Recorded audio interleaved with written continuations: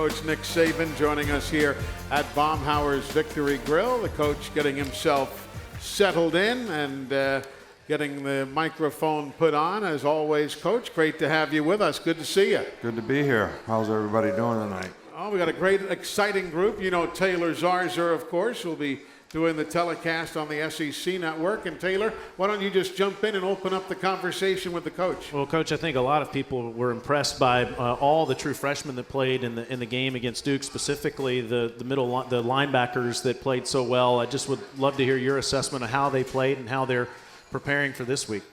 Well, I think first of all, the thing that I was most pleased about in the last game was we didn't get off to a very good start, but the good news is the players kept their poise. We stayed focused, nobody panicked, and we played better and better as the game went on. I think our players have done a marvelous job of helping these young guys and supporting these young guys and standing up and telling them how they believe in them, and I think that really helped their confidence. I know they had a lot of anxiety in the game. It was probably important that we had a little bit more time to prepare for that game, being the first game, so they could get some additional reps on what they needed to do. But both guys played well, and nose guard played well, DJ Dale, and both inside backers played well. But we had lots of freshmen that played, some on special teams, some here and there. So and that's going to be a real key for us. But the challenge for young players is, can you stay focused and be able to do it week in and week out? Like, it's been challenging for us as coaches to get some of the young players. They're all excited about the first game, so they didn't want to mess up, so they were, all hanging in there. All right, now this week you get into a regular game week. So on Monday you got to get certain things, like the special teams game plan. On Tuesday you got to get 1st and 10, second long, goal line, short yardage. You can't practice it over and over and over again, and you can't practice everything every day. Then on Wednesday you're on third down and red area. So you got to get it, and at the end of the day you kind of put it all together. Well, the mental errors go up, because their focus in meetings is not what it needs to be, because they're not used to this level of intensity, over a period of time. Somebody sent me something about snipers. They keep them up for 3 days before they give them a test on how they shoot. It's because they're trying to test them on what is their ability to stay focused in difficult times, when you get tired, when it's hot outside, when there's external factors, that have something to do. So it'll be interesting to me, most interesting to me, to see how those guys play this week, after doing fairly well last week, which should help their confidence. But at the same time, were they able to prepare this week like they need to, because that's going to be important for them throughout the season, because it's going to be just like this week every week. Sure. Following up on what we talked about on the pregame show last Saturday, the linebackers physically, they're great athletes. How about the play, the calling of the defense, that element of their job? Did that go fairly smoothly to your liking and to their liking? Well, it was surprising to me that two of Duke's big play runs, 15-yard run, we call it sting. We're really slanting one way or the other, and we slanted the wrong way. And so this side's going one way and the other side's going the other, and the ball spits for 16 yards. And, another time we called something and the linebackers went the wrong way, and the ball came out for a 10-yard run. So there were a couple of occasions, but if you look at the whole body of work, I would say that we were pleased that they did as well as they did in the game. And, it was good. It was good for them to get the experience, and it was good for us. And, but now we're going to see a completely different, that's the other thing. You see something completely different every week. So this team's going to try to expose you every way they can by spreading you out. They play 4 wideouts most of the time. All right, so we won't even have 2 linebackers in a game all the time. Yeah. All right, so, but now it's a completely different game. You're playing in the box here, and you're reading powers and zones and counters, and now you're out here matching patterns. That's completely different. So, and they're pretty good at it, and they move the ball on a lot of people. They moved the ball in Washington State, but they turned the ball over in the red zone and, made some mistakes. Your answer just leads us into our first question from the Nick Sabin Show radio blog on AL.com. Rod is in Fife, Alabama, said, hey, Coach, with the problems that most teams have adjusting to a triple option attack that they have a week to prepare for, how impressive and how difficult was it for the defense and the freshmen out there to adjust after a couple of first quarter drives. That was something I didn't expect to see, and I dare say it caught you somewhat surprised as well. Well, we didn't expect to see it either, and it was actually easier to adjust to because we played nickel. We were playing nickel in the game, and we decided that if they got in pony formation, which is 2 wideouts and 2 backs, that we would stay in nickel. So we were in nickel, so it was easier to adjust to the formations. You know, we're playing a 4-2-5 kind of look, so you had run support on both sides. But our players were really, really good in this game. You know, somebody asked me the other day at the press conference, why didn't you call timeout? And I said, well, I didn't feel like we needed to. It wasn't like we were getting gassed. I mean, we were playing the plays pretty well. And when our players came to the sidelines, man, they knew when they were getting trapped. They knew when it was trap option. They knew exactly. And then the guys that were there last year when we played like the Citadel, I said, hey, we need to start foxing on the backs and get an extra safety in the box, you know, every time. And they went out there and did it pretty well. So, you know, it didn't hurt us. In fact, you know, the key 4th down stop early in the game after we fumbled the ball, you know, they were in the wishbone on that, and, you know, we stopped them. So they did a good job of adjusting in the game.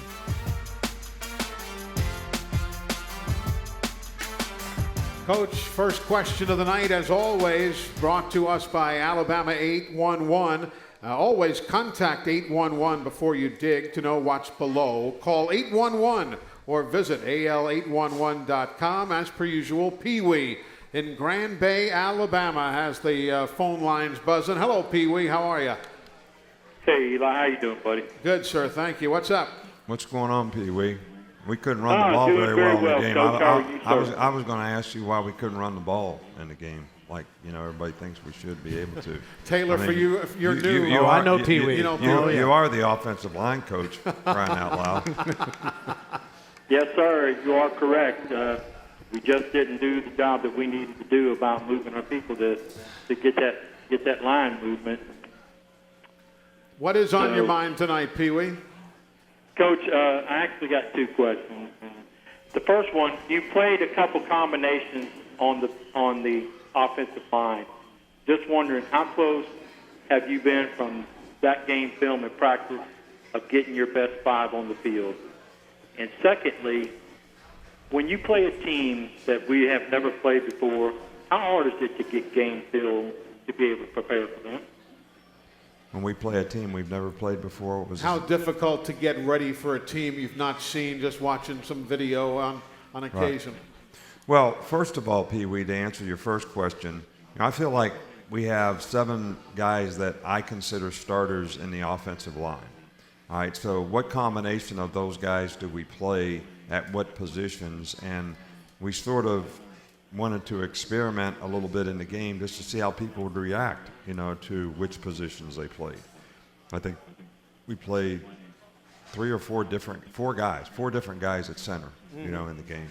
And the guys that, when they weren't playing center, they were playing guard. So we started a freshman at left guard. So, you know, there's several different combinations, but I think we feel like we're getting the best 5 on the field if any of those 7 guys are playing. Now, what's the best combination to play them in, and how much diversity do they give us by position? Like, can a guard play tackle? So if once somebody goes down, we still got one of those 7 guys on the field, and not somebody else. And I think that's a more important question, you know, to make sure we get to practice the kind of diversity we need to have and always be able to get the best guys on the field. And the second part of the question. Preparing for Doug Martin. Yeah, well, I think the issue there is not necessarily, I think when we play teams and when you play teams over and over, this was true in the NFL when you got a team in your division. Like when I was at the Cleveland Browns and we played the Houston Oilers twice a year and they were in the run and shoot, and I coached at Houston for 2 years against it every day in practice. I mean, I knew their offense, like what they were going to do before they ever did it. All right, so that's an advantage. There's no question that you can develop a history of what a team likes to do, what certain play callers like to do, how they call things in certain situations. So when you play a team that's new, that's hard to figure all that out. But I think the thing that gave us the most problems in this game was not necessarily not having played them, but the style of defense that they played. You know, they were not great big, but they were very quick, and they had a veteran defensive group who does a good job of executing their system and scheme, which is a lot of stunning, a lot of plug-and backers, a lot of angles and slants by different people to try to create negative plays. And so we did not block their movements very well in the game, and that's probably what it gave us the most issues. And I think when you play teams like that, what you're hoping for is maybe they do give in negative play, but every now and then you're going to bust them because you're going to get them out of their gaps like they should be, and you get a hat on the hat and a runner busted. So, you know, we didn't do it as well as we'd like. That's one of the things that we certainly want to improve on, you know, this week, and keep developing the players that we have.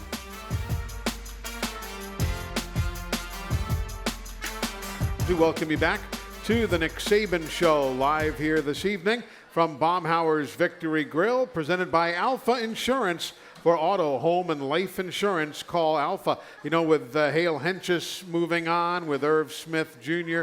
moving on to the Minnesota Vikings, you didn't know what the tight end spot was going to look like, and all of a sudden, 4 receptions, couple of touchdowns to the tight ends. 2 different touchdowns. Yeah, that's great. How about that? That was fun to watch last week, and you know, I think all of us were wondering with Irv's great career and Sure. Henches being such a valuable member of the team how they would play, but certainly got a lot of productivity from them last week. And a lot of guys saw playing time. Ali Cahill being used as the fullback in the ball game, and of course Tua now with 58 career touchdown passes.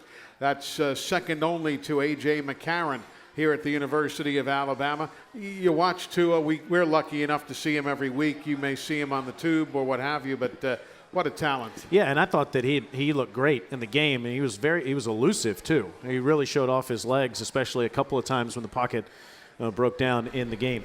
Coach, I found an interesting connection in this game. Frank Spaziani is the defensive coordinator at New Mexico State, of course, used to be the head coach at Boston College. In 1981, he coached the defensive backs at Navy, and he left there at the end of the year to go with head coach George Welsh to Virginia. And the man that took over as the defensive backs coach at Navy in 1982 was you. Right. So what kind of talent did Frank Spaziani leave you at defensive back in 1982? Well, you know, Frank obviously went to Virginia, but as we were there at Navy, he would come back and visit, you know, quite a bit because he had a home there, and it takes a while to move your family and all that. So I got to know him, you know, really well, and he's an outstanding coach, especially a really good defensive coach. Always was a really good defensive coordinator in any time. Good secondary coach. I learned a lot from him, you know, way back in the day. But, you know, when you coach at the Naval Academy, you coach the greatest young people in the world. I mean, they are so disciplined, and, you know, it was crazy. I mean, I would get on a guy and he would keep saying yes, sir, and it would make me mad that he kept saying yes, sir. And I would say, if you say what yes, sir, one more time, I'm going to kick you in the butt. And he would say yes, sir. Yes, sir. You know, I mean, it was just. But I think, but those guys always play, you know, way better than they are because they are so smart. They're very coachable, you know, and. I was always amazed at the discipline that the players at the academy have. I mean, I even asked the commandant once, why do you make these guys do all these things that you make them do? You know, that seem like they're sort of stupid discipline type things. And he said, because if they're in a plane over Afghanistan and we tell them don't shoot unless they get shot at, I want to make daggone sure that's what happens.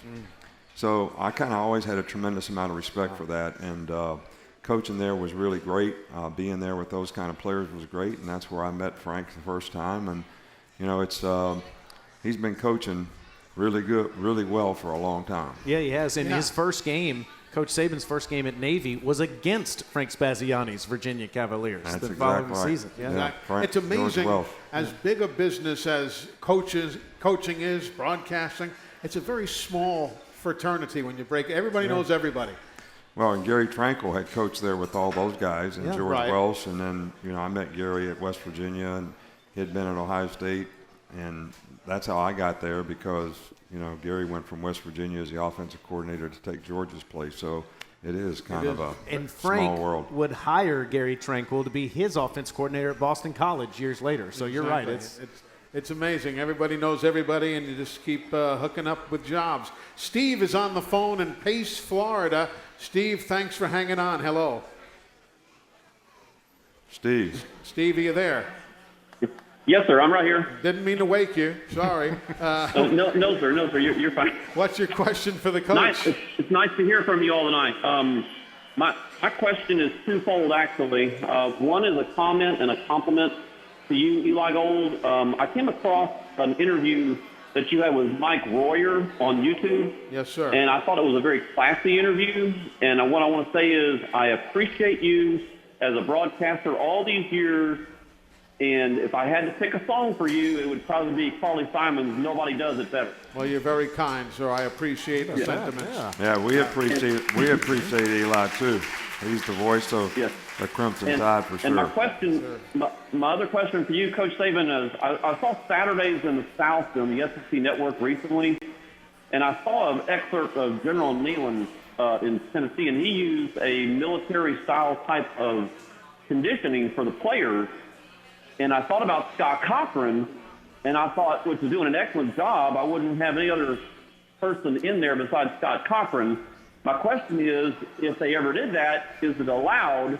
And my other question is, I saw you on a commercial with Scott Cochran. I want to know how that went. Mm-hmm. Yeah, that's a great commercial, but the military style of working that General Neyland had is obviously a little bit different, but Scott does push these guys to their fullest. There's no question. And I think a big part of conditioning nowadays is, I've talked about this before in coaching. I think back in the early days, even when I played, everybody did whatever the coach asked them to do. There wasn't any question about what you did. There wasn't any explanation about why you did it, how it was going to benefit you or whatever. And we really thought doing things that were very, very difficult and hard were actually making you better. Mm-hmm. Some cases they might have been, but as we know now, going bull in the ring and just butting heads with each other is probably not a very good thing to do, but we did it. But I think nowadays, even when it comes to conditioning, I think players are much more apt to buy in and do the things that you'd like for them to do to get in great condition if they can see how it's going to benefit them in their future. And whether it's injury prevention, endurance, how they could sustain better so they can maintain their performance and a standard of performance that's going to enhance, maybe their future.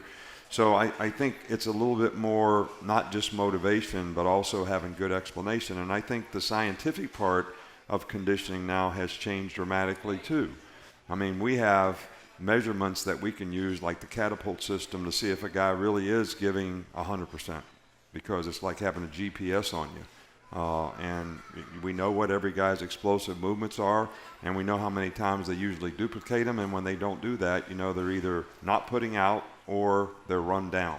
All right, so we have so much more scientific evidence now to be able to utilize in conditioning players to get them to their optimum performance.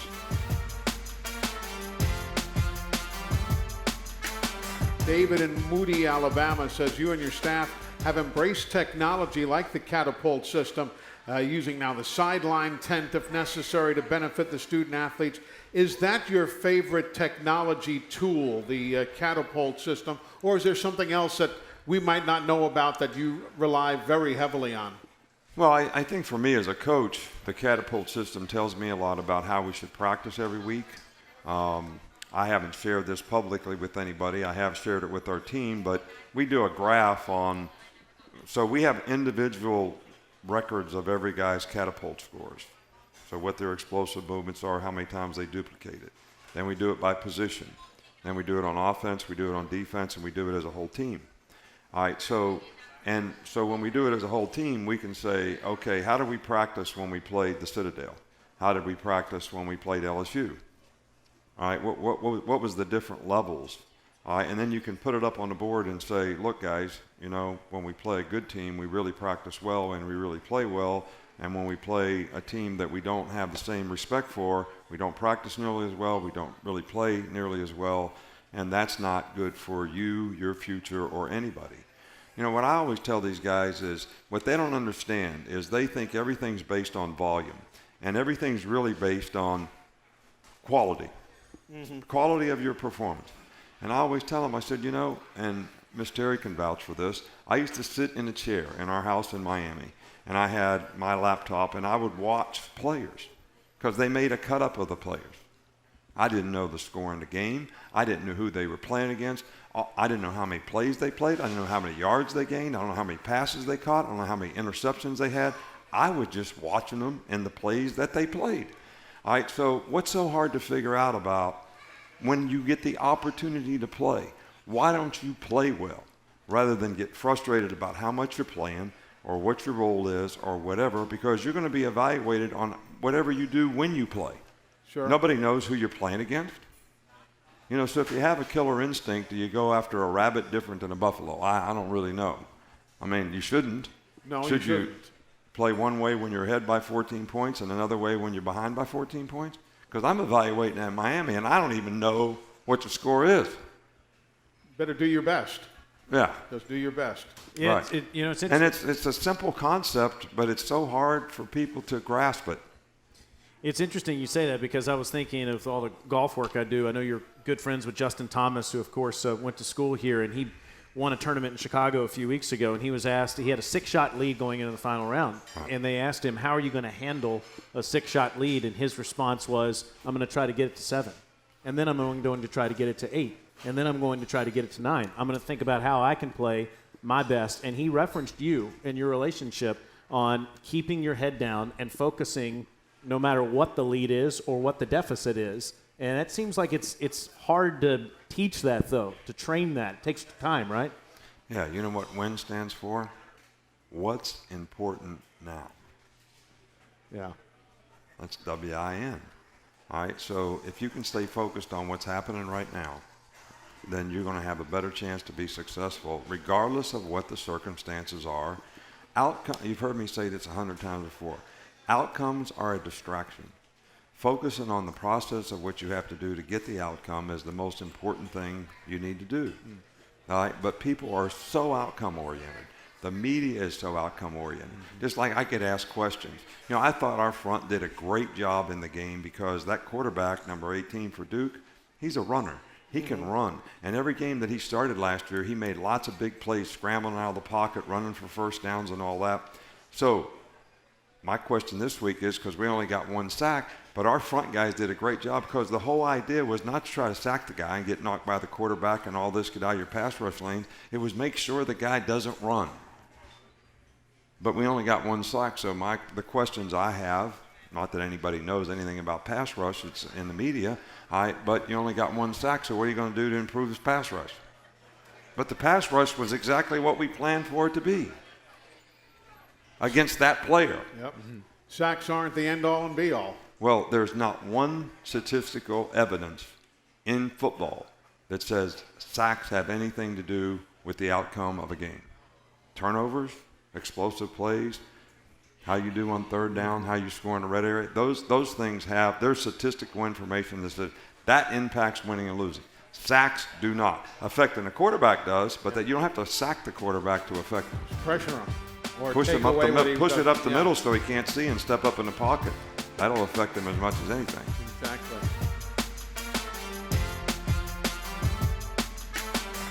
Bama this weekend meeting for the very first time ever with the Aggies of New Mexico State, coming off a 58-7 loss to Washington State a weekend ago, and it'll be interesting. Yeah, they do some things that are a little different, but obviously Bama the more talented team. How do you approach that when folks, tune in to your telecast? You want to keep the viewer. Sure. But they also know conventional wisdom says one team is far better than the other. Well, Alabama fans are so interested in the team and the growth and the development of the team, just like Coach Sabin is. And I think that's what you focus on, is especially when 14 true freshmen saw the field for the first time last week, Eli. Yep. The development of these players, I think, is interesting to everyone. It really is. This man included. So.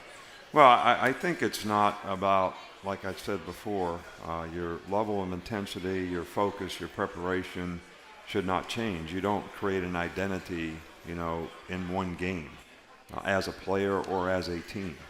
So we try to create a standard for how we want to play. And the circumstances of the game and the external environment should not affect that. All right, so what I'm most concerned about and what I'm interested in is I tell our players, we're playing against ourselves. You're playing against yourself. Can you challenge yourself to play better this week than last week? Can you improve the consistency and effort, toughness, ability to execute, discipline to execute, do your job better than you did a week ago, which means you practiced and did the right things in practice, and because we're not where we need to be as a team. So it's not really about the score. It's not really about the opponent. It's about, are you playing to the best of your ability? Are you being the best version of yourself, as a player and a competitor and a teammate? Is the old adage correct that you see more improvement from week 1 to 2 than from any other week, or is that just a myth? No, I think there's some truth to that. But I think for that to be true, players have to do the right things in practice during the course of the week to be able to make that kind of improvement. I don't think it just happens because you play the first game, then you play the second game. And I think what contributes to it is there's probably a lot of anxiety. And the first game for all players, especially young players who have not played before, anxiety doesn't really help you have better performance. Sure. All right, so therefore, when you get a little confidence and you don't have that same level of anxiety, I think your achievement motivation goes up, and that and low anxiety will help your performance.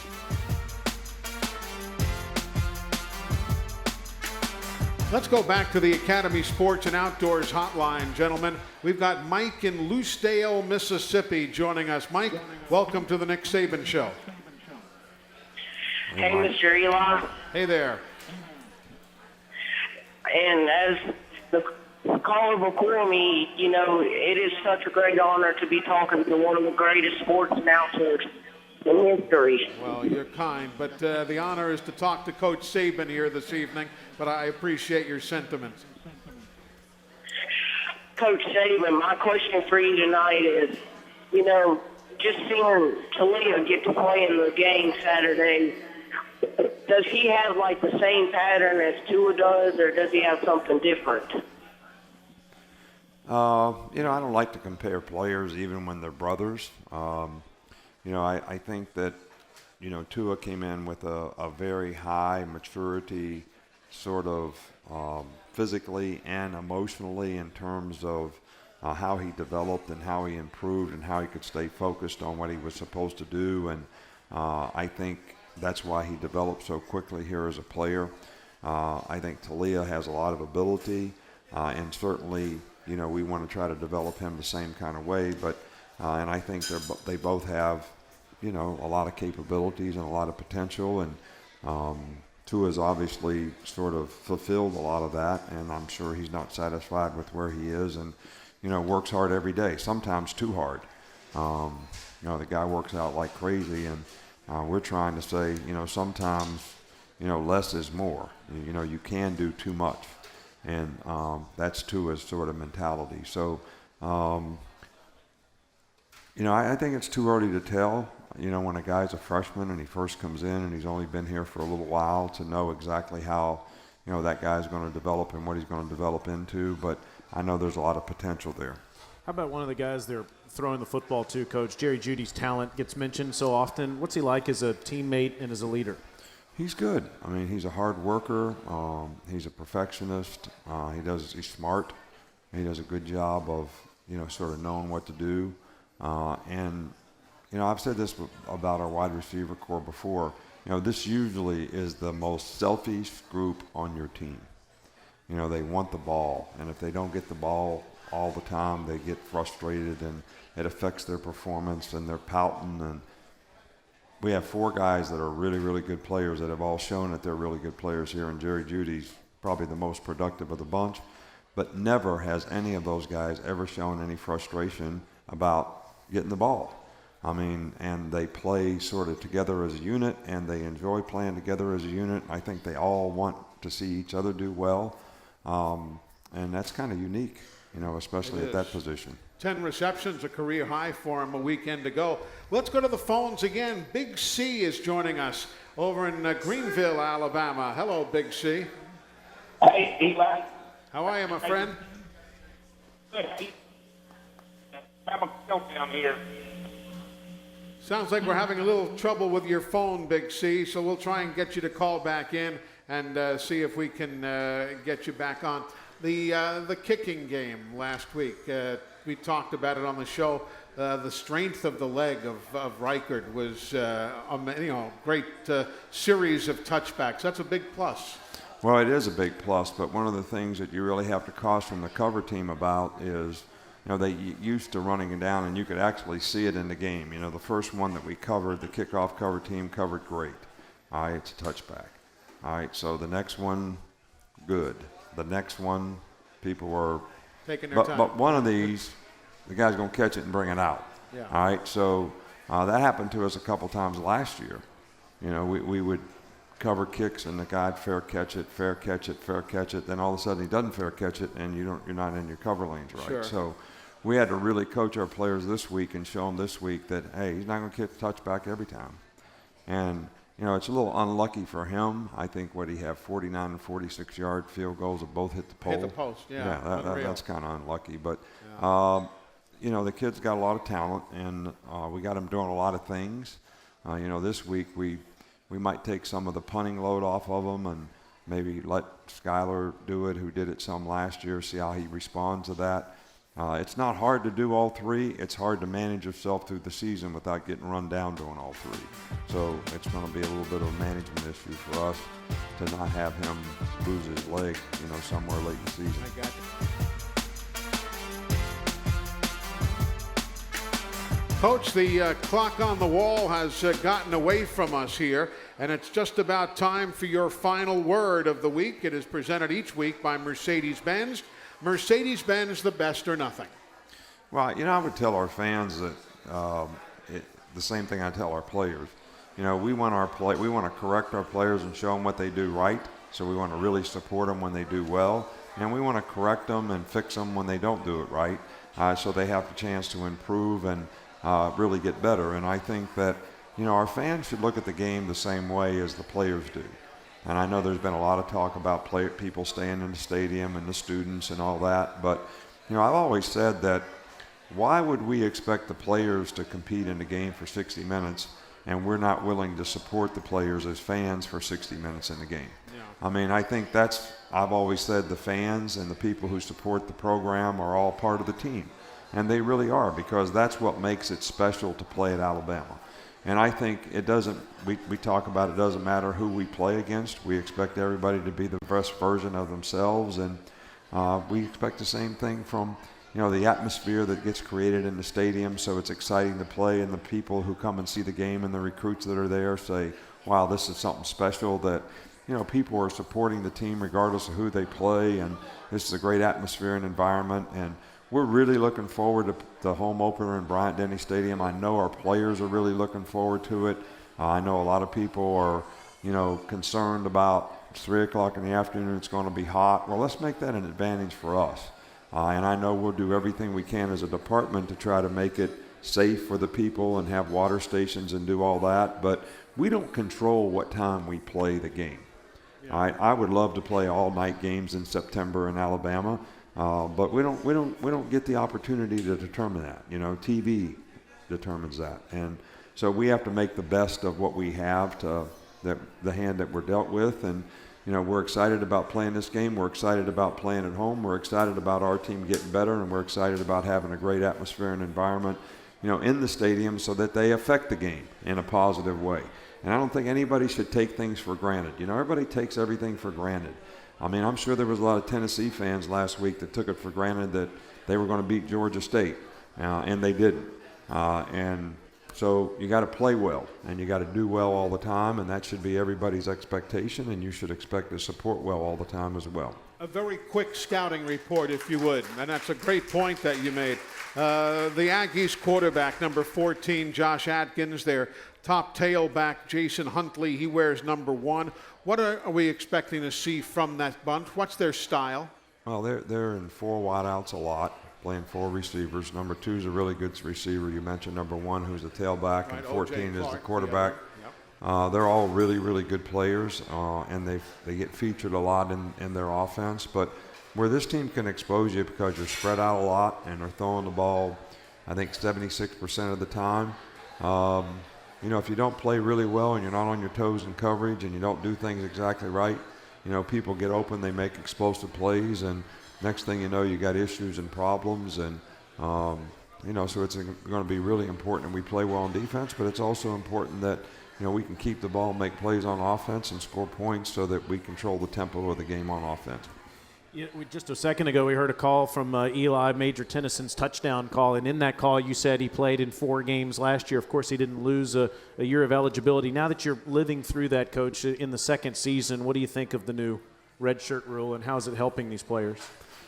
Well, I think that the original intent of the redshirt rule was really, really good, because I think the intention is that you could play a young player 4 plays in the game, enhance his 4 plays in the season, and enhance his development by that, and maybe in some games not have to play other players as much because you would have more available players to play, and that guy wouldn't lose his eligibility over that. I think what has transpired was sort of an unintended consequence that some players have used this to say, well, I'm going to play in 4 games, but if I don't like my role on the team, then I'm going to refuse to play, right, and get redshirted so I can go someplace else and play. And I don't think that's really an intended rule, and I don't really think that's good for college football, and I really don't think it's good for student athletes, in a lot of cases. So I like the rule.